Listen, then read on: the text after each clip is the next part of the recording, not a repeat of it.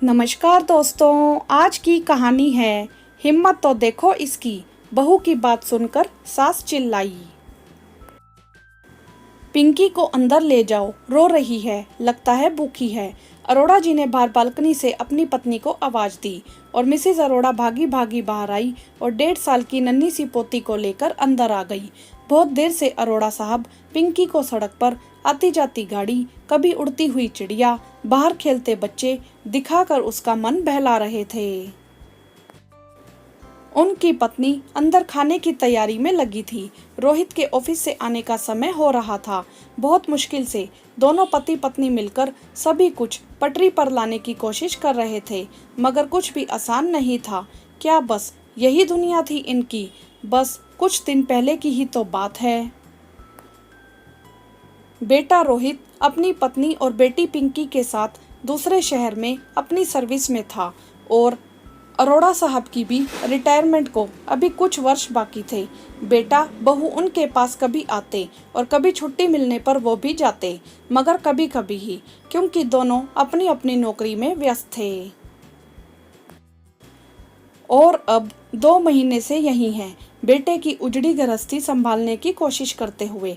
बहू की असामयिक मृत्यु ने जैसे पूरे परिवार को हिलाकर रख दिया है और आखिर अरोड़ा साहब ने बेटे से अपने घर वापस जाने को कहा। उन्हें भी ऑफिस से अभी छुट्टी नहीं मिल सकती थी। नन्ही पिंकी को भी दोनों ने साथ ले जाने का फैसला किया, क्योंकि यहाँ रोहित के ऑफिस जाने के बाद उसे देखने वाला कोई नहीं था। रोहित को पता था कि सबके जाने के बाद घर बिल्कुल खाली हो जाएगा, परंतु मजबूरी थी। अरोड़ा साहब ने कहा कि अपनी रिटायरमेंट के बाद वो भी यहीं आ जाएंगे, मगर अभी तो इसमें वक्त था। घर वापस आकर दादा दादी जी जान से पिंकी की देखभाल करने लगे। उनका मन तो बच्ची के साथ लग जाता, मगर रोहित किस हाल में होगा यह उन्हें विचलित किए रखता। अरोड़ा साहब अक्सर शाम को सामने वाले पार्क में पिंकी को घुमाने ले जाते। वहाँ एक छोटी सी बच्ची आती थी, उसके साथ खूब मिलकर खेलती। उसका हाथ पकड़ी बहुत विनम्र सी लड़की भी साथ दिखती।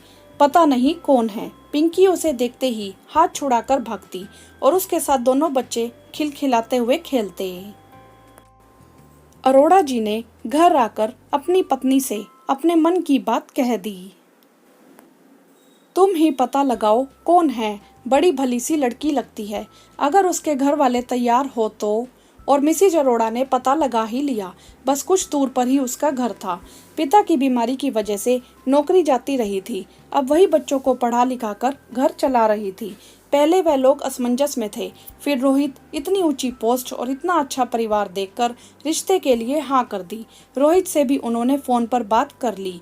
थोड़े नानुकुर के बाद रोहित भी राजी हो गया।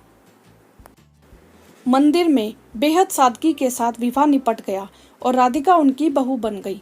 विवाह के पश्चात मंदिर में ही मिसेज अरोड़ा ने कहा, मैंने अभी दहेज तो मांगा ही नहीं। सभी सकते में आ गए। उन्होंने हंसते हुए कहा, अरे भाई घबराने की बात नहीं है, मैं बस राधिका से दहेज में वचन चाहती हूँ कि वो पिंकी को माँ बनकर प्यार दे। कोई कभी न कहने पाए यह सगी माँ नहीं है। और जवाब में राधिका ने पिंकी को गोद में उठाकर चूम लिया। पिंकी भी उससे पहले से ही घुल मिल गई थी, अतः दोनों खिलखिलाकर हंस पड़े। बस यही तो चाहिए था उन्हें, फिर से उनके बच्चे की उजड़ी हुई दुनिया बस जाए।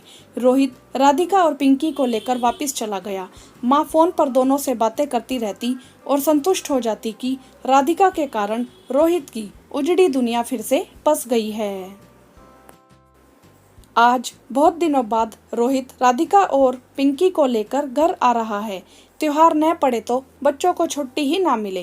राधिका ने आकर मन से त्योहार की पूरी तैयारी की। उसका विनम्र और स्नेहिल स्वभाव देखकर मिसेज अरोड़ा फूली नहीं समाती।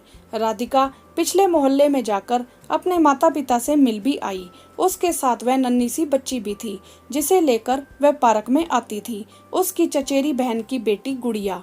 पिंकी उसके साथ खेलने में मगन थी। बाहर वाले कमरे में अरोड़ा साहब रोहित के साथ फुर्सत में बैठकर बात कर रहे थे। मिसेज अरोड़ा जी ने राधिका से कहा, बेटा क्या तुम्हारी निगाह में तुम्हारे जैसी कोई लड़की है?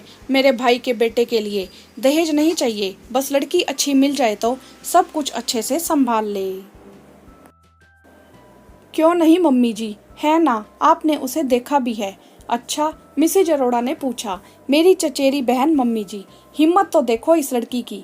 मिसेज अरोड़ा के चिल्लाने की आवाज़ सुनकर बाहर वाले कमरे से अरोड़ा साहब और रोहित भागकर भीतर आ गए। मेरे भाई के बेटे के लिए अपनी विधवा चचेरी बहन बता रही है, एक बच्चे की माँ।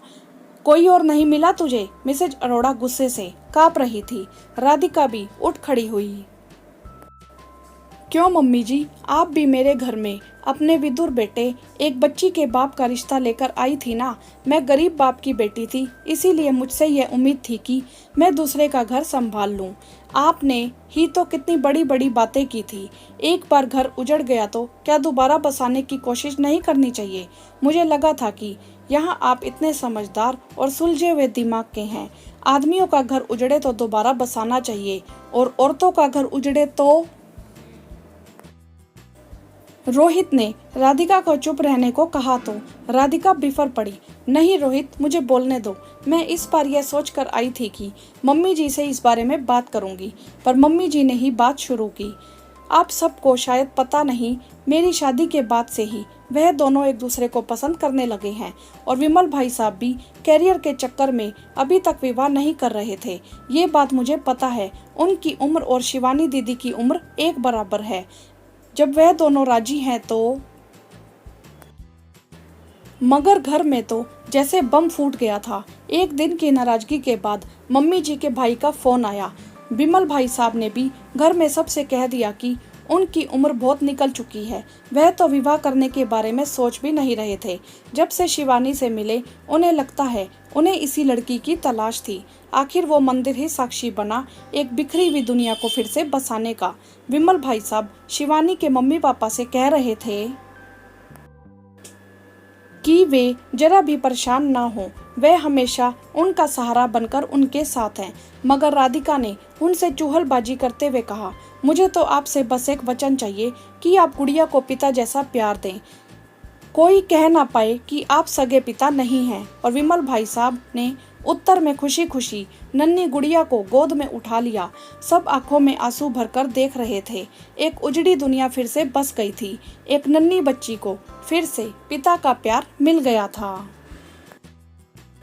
दोस्तों, जब पहली पत्नी के गुजर जाने के बाद पुरुषों का दोबारा विवाह किया जा सकता है, तो क्या स्त्री को भी पुरुषों की भांति दोबारा घर बसाने का अधिकार नहीं है? आपकी इस विषय में क्या राय है? आप हमें कमेंट करके जरूर बताएं। वीडियो को लाइक करें, शेयर करें और चैनल को सब्सक्राइब भी करें। धन्यवाद।